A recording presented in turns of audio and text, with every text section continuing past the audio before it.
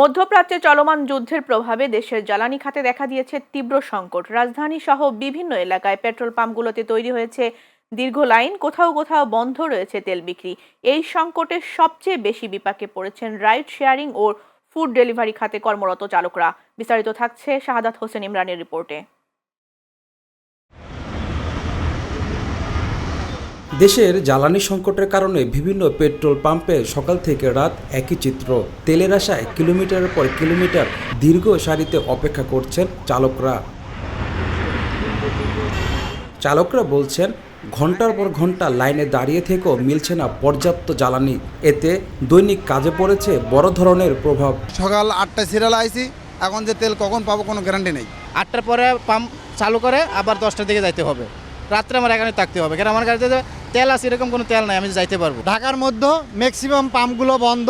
আমরা যদি কোনো একটা পাম্প খোলা পাই 10, 12, 13 ঘন্টা দাঁড়িয়ে থেকে 500 টাকার তেল পাচ্ছি। এদিকে জ্বালানি সংকটের সবচেয়ে বড় ধাক্কা লেগেছে রাইড শেয়ারিং ও ফুড ডেলিভারি খাতে। তেলের জন্য দীর্ঘ সময় লাইনে দাঁড়িয়ে থাকতে হওয়ায় আয় কমে গেছে চালকদের। ইনকাম অনেকটাই কমে গেছে, অর্ধেক কমে গেছে। আগে যদি 1000 হইতো তখন হইব 400, 300, আর আজকের দিন তো ধরতে গেলে আমার নাই। 3 দিন ধরে এখন পর্যন্ত আমি একটা ভাড়াও মারতে পারিনি। আমার পরিবার পরিজন নিয়ে চলা খুবই কঠিন হয়ে গেছে।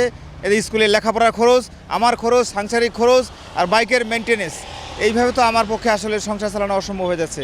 শুধু আমার বলে কোনো কথা নাই, প্রতিটা পরিবার আপনি জিজ্ঞাসা করেন, আমার সাথে যত ভাই ব্রাদার আছে সবারই একই সমস্যা। কারণ আমরা 5 থেকে 6 ঘন্টা পাম্পে থাকার পরে আমাদের শরীর আর এনার্জি থাকে না, আমরা কিভাবে গাড়ি চালাবো? আমাদের অবস্থা এখন খুবই শোচনীয়।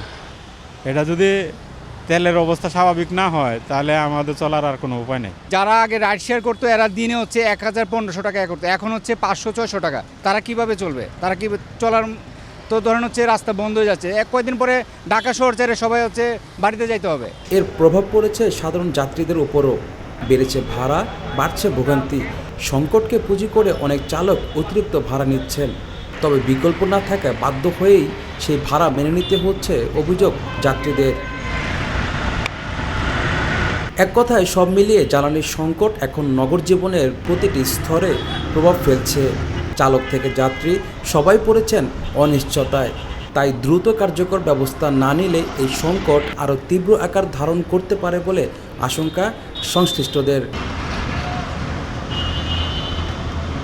Shahadat Hossain Imran, channel S, Dhaka.